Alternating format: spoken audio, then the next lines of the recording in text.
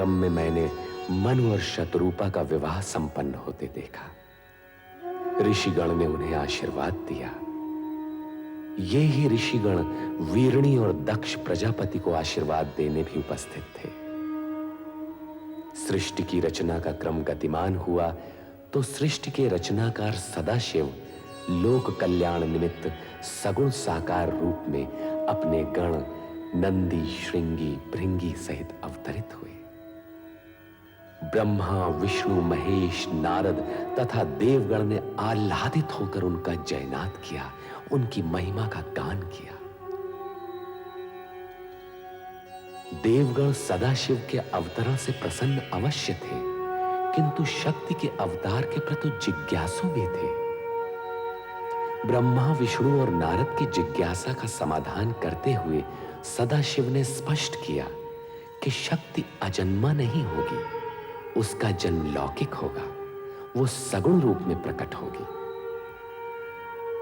दक्ष प्रजापति शक्ति अवतार के पिता एवं वीरणी माता होंगी, ये जानकर ब्रह्मा जी आश्चर्यचकित होते हैं।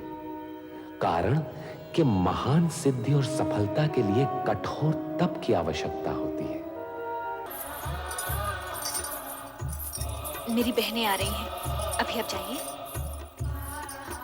यदि यूं ही भेज देना था तो मन के तार से खींचकर बुलाया ही क्यों था? फिर कभी अकेले में आ जाइएगा। अभी अब जाइए ना, अभी अब जाइए ना। क्यों? अच्छा ये बात है।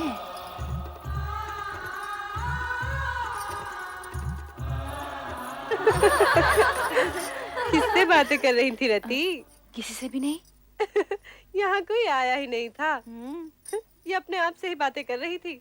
लगता है इसका मन भरमा गया है। आंखें दुल्हन बनी है और पलकें घूंघट सजा रही हैं। अधरों पर नहीं नहीं और मन में हाँ हाँ।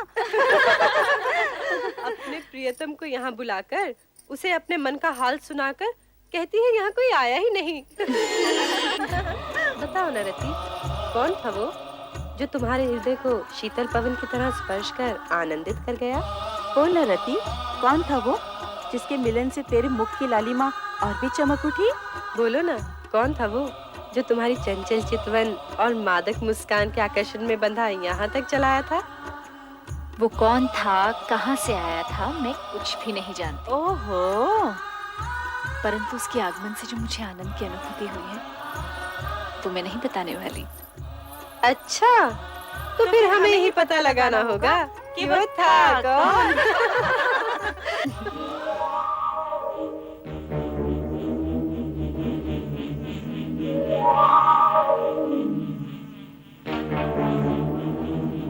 कामदेव, प्रिय पुत्र कामदेव। प्रणाम पिताश्री ब्रह्मदेव। आयुष्मान भव। किस ओर से आगमन हुआ और किस ओर प्रस्थान कर रहे हो? मैं तो ऐसे ही आकाश में भ्रमण कर रहा था परमपिता। ऐसा लगता है तुम दक्ष प्रजापति के महल से होकर आ रहे हो। क्या कह रहे हैं परमपिता? क्या तुम्हारी यही कामना नहीं है? चलो मेरे साथ। अब तुम्हारा रति से अधिक समय दूर रहना उचित नहीं है। आओ कामदेव।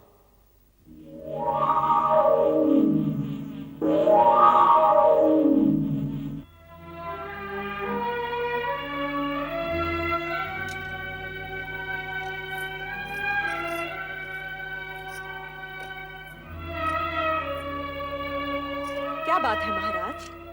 क्या सोच रहे हैं आप? महारानी, हमारी सभी कन्याएं विवाह के योग्य हो गई हैं। उनके लिए योग्य वरों का चयन करना किसी समस्या से कम नहीं। विधाता हर कन्या का भाग पहले से ही निश्चित कर देता है, और जिन कन्याओं ने दक्ष प्रजापति की पुत्रियों के रूप में जन्म लिया है वे साधारण नहीं हो सकती। आप उनकी चिंता छोड़िए। पुत्र दक्ष। पिताश्री, प्रणाम प्रणाम पिताश्री। परमपिता। आयुष्मान भव। इन्हें पहचाना? ये पुष्प धनवा कामदेव हैं। इन्हें भला कौन नहीं जानता। संभवतः तुम ये नहीं जानते कि हम तुम्हारी चिंता दूर करने आए हैं। हमारी चिंता? चिंता कैसी पिताश्री? तुम्हारी पुत्री रति के लिए कामदेव ही सर्वश्रेष्ठ वर हैं। हमारी इच्छा है कि तुम इन दोनों का विवाह शीघ्र ही संपन्न कर दो। रति और कामदेव पति पत्नी के रूप में एक दूसरे के पूरक बनेंगे। अब सोचने का समय नहीं है दक्ष। हम जानते हैं रति का जन्म कामदेव के लिए ही हुआ है और इन दोनों की आकर्षण शक्ति एक दूसरे को निकट भी ला चुकी है। यदि ऐसा है तो आपकी आज्ञा हमें शिरोधार्य है परमपिता। हम आपकी आज्ञा का पालन शीघ्र ही करेंगे पिताश्री।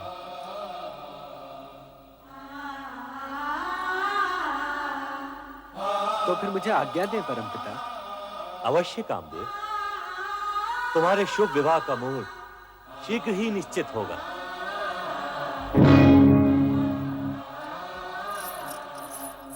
अकस्मात आपके दर्शन पाकर हमें अपार हर्ष हुआ है परमपिता। वीरणी, दक्ष, हमारे आगमन का उद्देश्य रति कामदेव विवाह प्रस्ताव से कहीं अधिक महत्वपूर्ण है। हम तुमसे एक विशेष अनुरोध करने आए हैं। अनुरोध क्यों पिताश्री? आप आज्ञा दीजिए। आदिदेव महादेव रुद्रावतार का सगुण रूप लेकर कैलाश पर प्रकट हो चुके हैं। ये तो तुम्हें ज्ञात ही होगा। सुना अवश्य है पिताश्री, परंतु सर्वशक्तिमान होते हुए भी उन्होंने ये विचित्र रूप धारण क्यों किया, ये मेरी समझ से परे है। शिव का ये रूप वैराग्य, योग व भक्ति एवं श्रद्धा का मूर्तिमान स्वरूप है। इसे समझना बड़े बड़े ज्ञानियों के लिए भी कठिन है। समय आने पर तुम्हें उनकी महानता का परिचय होगा। आप सत्य कह रहे हैं परमपिता। आपसे अधिक भोलेनाथ के विषय में भला और कौन जान सकता है। परमपिता, पहले ये बताइए कि आप जिस अनुरोध की बात कर रहे थे वो क्या है? मैं शिवाज्ञा से तुम्हारे पास एक संदेश लेकर उपस्थित हुआ हूं। क्या है वो संदेश? तुम दोनों को आद्य शक्ति मां जगदम्बे को पुत्री रूप में पाने के लिए तपस्या करनी होगी। तपस्या? तपस्या क्यों पिताश्री? यदि शक्ति माता को हमारे यहां पुत्री रूप में जन्म लेने की इच्छा है तो वे उसी रूप में प्रकट होंगी। उसके लिए तपस्या की क्या आवश्यकता है? मैं भी यही सोच रही हूँ। हमारी इतनी कन्याओं की तरह वो भी जन्म ले लेंगी। वे अन्य कन्याओं की तरह सामान्य कन्या नहीं होंगी। तपस्या करके उन्हें प्रसन्न किए बिना उनकी प्राप्ति असंभव है। यह न भूलो कि शक्ति के सगुण अवतार के माता पिता बनने का श्रेय और गौरव तुम दोनों को ही प्राप्त होगा, यह निश्चित है। इसलिए इस शिवाज्ञा को शीघ्र स्वीकार करके शक्ति आराधना प्रारंभ करो। जैसी आपकी आज्ञा। रति कामदेव के विवाह के पश्चात सर्वप्रथम हम आप ही की आज्ञा का पालन करेंगे पिताश्री। तुम्हारा कल्याण हो वत्स दक्ष और वधु वीरनी। महारानी, पिताश्री की इच्छा अनुसार हमें शीघ्र ही रति कामदेव का विवाह संपन्न कर देना चाहिए। करचरण कृतं वा कायजं कर्मजं वा श्रवणनयनजं वा मानसं वा पराधं विहितम्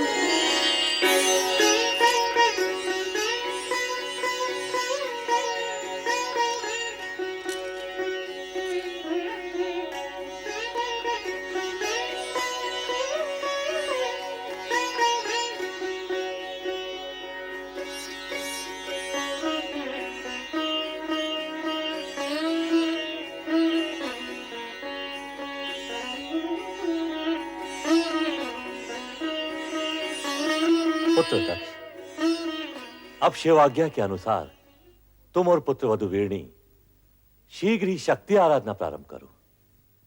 जो आज्ञा। ओम ऐं ह्रीं नमः। ओम ऐं ह्रीं क्लीं चामुण्डायै विद्महे नमः। ओम ऐं ह्रीं क्लीं चामुण्डायै विद्महे नमः। ओम ऐं ह्रीं क्लीं चामुण्डायै विद्महे नमः। ओम ऐं ह्रीं क्लीं चामुण्डायै विद्महे नमः। ओम ऐं ह्रीं क्लीं चामुण्डायै विद्महे नमः। ओम ऐं ह्रीं क्लीं चामुण्डायै विद्महे नमः। ओम ऐं ह्रीं क्लीं चामुण्डायै विद्महे नमः। ओम ऐं ह्रीं क्लीं चामुण्डायै विद्महे नमः। ओम ऐं ह्रीं क्लीं चामुण्डायै विद्महे नमः। ओम ऐं ह्रीं क्लीं चामुण्डायै विद्महे नमः। ओम ऐं ह्रीं क्लीं चामुण्डायै विद्महे नमः। ओम ऐं ह्रीं क्लीं चामुण्डायै विद्महे नमः। ओम ऐं ह्रीं क्लीं चामुण्डायै विद्महे नमः। ओम ऐं ह्रीं क्लीं चामुण्डायै विद्महे नमः। ओम ऐं ह्रीं क्लीं चामुण्डायै विद्महे नमः। ओम ऐं ह्रीं क्लीं चामुण्डायै विद्महे नमः। ओम ऐं ह्रीं क्लीं चामुण्डायै विद्महे नमः। ओम ऐं ह्रीं क्लीं चामुण्डायै विद्महे नमः। ओम ऐं ह्रीं क्लीं चामुण्डायै विद्महे नमः। ओम ऐं ह्रीं क्लीं चामुण्डायै विद्महे नमः। ओम ऐं ह्रीं क्लीं चामुण्डायै विद्महे नमः। ओम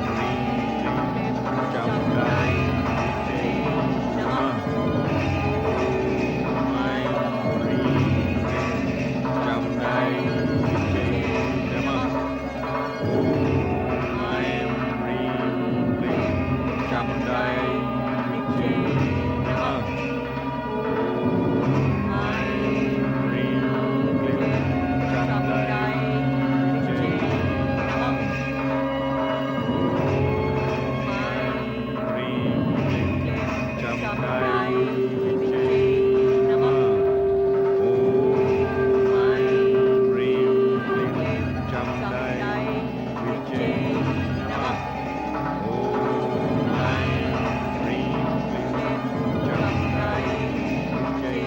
नमः। ओम ऐं ह्रीं क्लीं चामुण्डायै विद्महे नमः।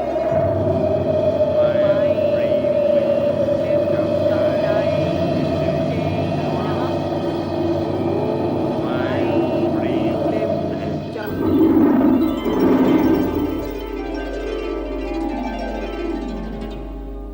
दक्ष प्रजापति, महारानी वीरणी।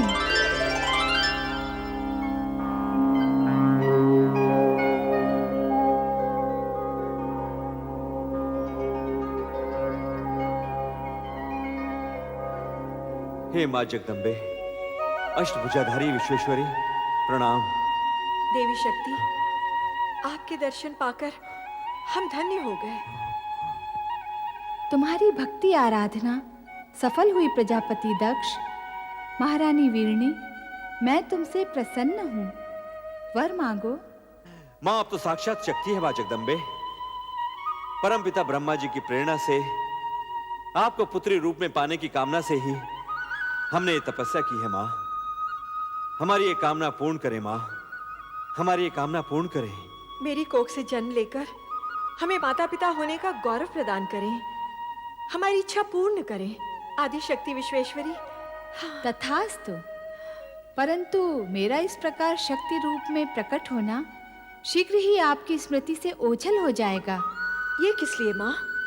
आप दोनों को ये स्मृति नहीं रहेगी कि मैंने आपकी पुत्री के रूप में जन्म लेने का वरदान दिया है। ऐसा क्यों मां सर्वेश्वरी? इस कारण कि मेरे जन्म के पश्चात आप मुझे साधारण कन्या समझकर उसी प्रकार स्वाभाविक व्यवहार करें जिस प्रकार सामान्य माता-पिता अपनी पुत्री से करते हैं। ये किस लिए माँ? हर प्रयोजन बताया नहीं जाता महारानी वीरणी। जैसी माँ विश्वेश्वरी की इच्छा, परंतु अब हमारी कामना शीघ्र ही पूर्ण कीजिए। तुम्हारी कामना पूर्ति का वरदान तो मैंने दे ही दिया है महारानी वीरणी। कल्याण हो। जय हो मां आदिशक्ति जगदम्बे, जय हो मां। जय हो।